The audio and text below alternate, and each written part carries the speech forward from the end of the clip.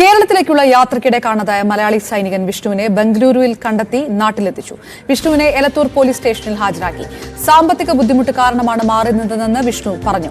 ബംഗളൂരുവിലും മുംബൈയിലുമായാണ് ചെലവഴിച്ചത്. നാട്ടിൽ നടക്കുന്ന കാര്യങ്ങളൊന്നും അറിഞ്ഞിരുന്നില്ലെന്നും വിഷ്ണു പ്രതികരിച്ചു. പൂനെയിൽ നിന്ന് കോഴിക്കോട്ടേക്കുള്ള യാത്രക്കിടെയാണ് ഡിസംബർ 17 മുതൽ വിഷ്ണുവിനെ കാണാതായത്.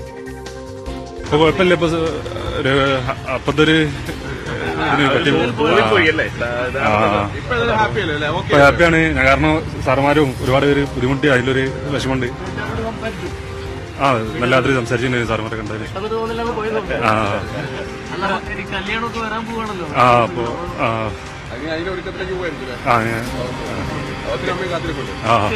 ശരി.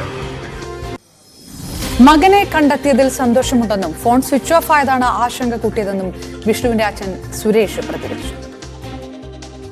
ഇന്നലെ രാത്രിയാണ് ഇവിടുന്ന് പോയ പോലീസ് സംഘത്തിന്റെ SI സാർ സിയാ സാറ് വിളിച്ച് അവനെ ഫോൺ കൊടുത്തിട്ട് സംസാരിച്ചത്. അപ്പോൾ പ്രശ്നങ്ങളൊന്നുമില്ല, നല്ല ഇതിലാണുള്ളത്. ആള് ഒന്നും പറയണ്ട, ആളോട് അങ്ങോട്ട് ഞാൻ പറഞ്ഞതാണ്, പ്രശ്നം വിഷമിക്കൊന്നും വേണ്ട, എല്ലാം ശരിയാവുന്നുള്ള സന്ദേശം ഞാൻ കൊടുത്തേ. അല്ല, ആ കാശിന്റെ കാര്യമാണ്. ഇതുവരെ അങ്ങനത്തെ ഒരു കാര്യമൊന്നും ഇതുവരെ പറഞ്ഞില്ല. ഞാൻ അച്ഛൻ മകൻ എന്നുള്ള ഇതിലുപരി ഫ്രണ്ട്ഷിപ്പ് പോലെയാണ് ഇതുവരെ പോകുന്നത്. അപ്പൊ എന്നിട്ട് പോലും എന്നോട് പറഞ്ഞില്ല. സാമ്പത്തികത്തിന്റെ പ്രശ്നം ഇതുവരെ പറഞ്ഞിട്ടുമില്ല, എവിടെയില്ല. ഇല്ലല്ല, അന്ന് കാണാതായതിനു ശേഷം പിന്നെ സ്വിച്ച് ഓഫ് ആണ്, പിന്നെ ബന്ധപ്പെടാൻ കഴിഞ്ഞില്ല. പിന്നെ ഇന്നലെയാണ് ഇപ്പൊ ഒന്ന് സംസാരിച്ചത്. ഇപ്പൊ തീർച്ചയായും നല്ല ആശ്വാസം.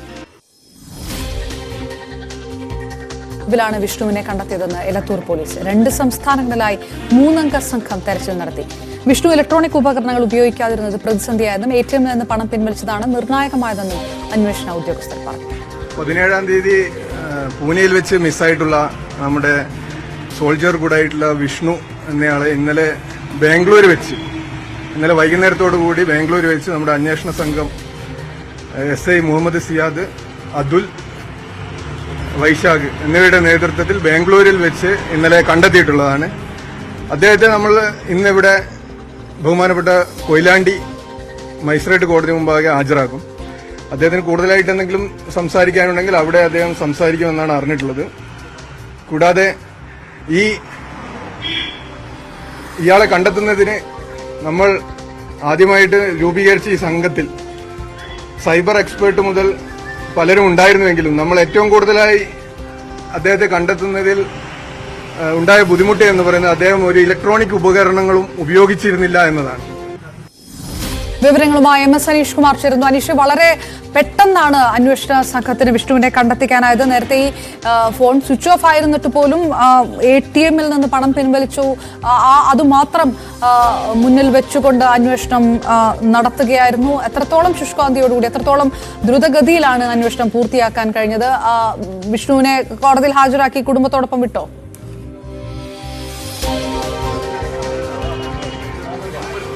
കോടതിയിൽ ഹാജരാക്കാനായി വിഷ്ണുവുമായി പോലീസ് സംഘം ഇപ്പോൾ കൊയിലാണ്ടി കോടതിയിലേക്ക് പോയിരിക്കുന്നു. അച്ഛനും അമ്മയൊക്കെയാണ് നമ്മൾ ദൃശ്യങ്ങളിൽ കാണുന്നത്. അവരൊക്കെ ഇനി കോടതിയിലേക്ക് ചെല്ലും. അതിനുശേഷമാവും അവരുടെ ഒപ്പം പോലീസ് സംഘം വിടും. എന്തായാലും ഉദ്യോഗസ്ഥരൊക്കെ നിൽക്കുന്നതാണ്. നമ്മുടെ മുന്നിൽ നിൽക്കുന്ന SI സിയാദ് അടക്കമുള്ള ആളുകളാണ് അവിടെ വിഷ്ണുവിന് വേണ്ടിയുള്ള തെരച്ചിൽ ഇത്ര ഊർജിതമായി നടത്തിയത്.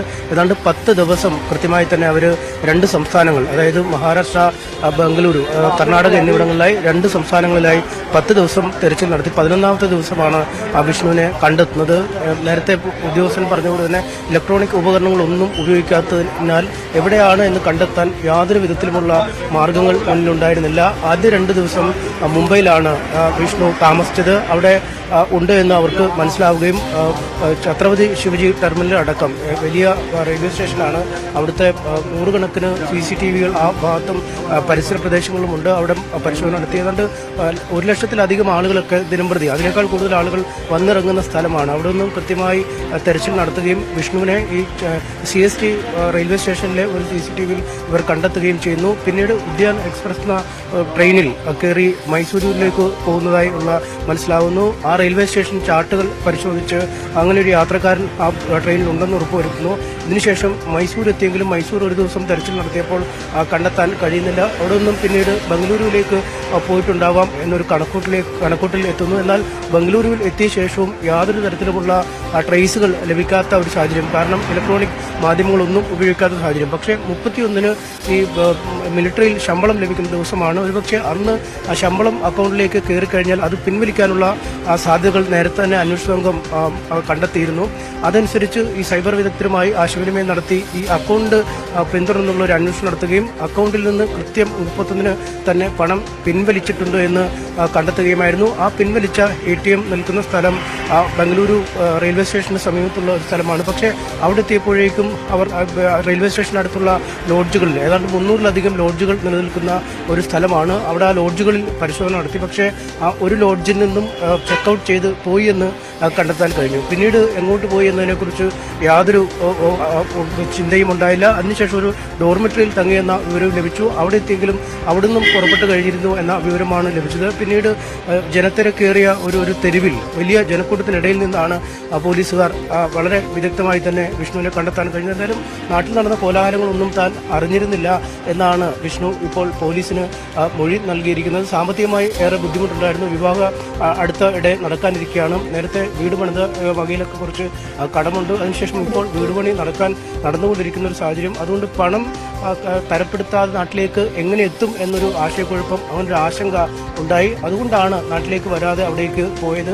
കുറച്ച് ദിവസം മനസ്സ് തണുപ്പിച്ച ശേഷം മടങ്ങി വരാമെന്ന് വിചാരിച്ചാണ് പോയതെന്നും പറയുന്നു. എന്തായാലും സൈന്യത്തിനടക്കം ഭാഗത്തു നിന്നും വലിയ പിന്തുണ ഈ അന്വേഷണവുമായി ബന്ധപ്പെട്ട് പോലീസിന് ലഭിച്ചെന്ന് പറയുന്നു. കാരണം വളരെ ഊർജിതമായൊരു അന്വേഷണം നടത്തി ഒരു സൈനികരെയാണ് കാണാതായിരിക്കുന്നത്. അതിൻ്റെ ഒരു അർഹിക്കുന്ന എല്ലാ ഗൗരവവും പോലീസ് ഈ കേസിന് നൽകുകയും നൂറുകണക്കിന് CCTV ദൃശ്യങ്ങളും മറ്റുമൊക്കെ പരിശോധിച്ച് റെയിൽവേ ചാർട്ടുകൾ, കോൾ രജിസ്റ്ററുകൾ എന്നിവയൊക്കെ പരിശോധിച്ചാണ് ഈ 11 ദിവസം കൊണ്ട് ഈ ഉദ്യോഗസ്ഥർ വിഷ്ണുവിനെ കണ്ടെത്തി ഇപ്പോൾ വീട്ടുകാരെ തിരിച്ചേൽപ്പിക്കുന്നത്.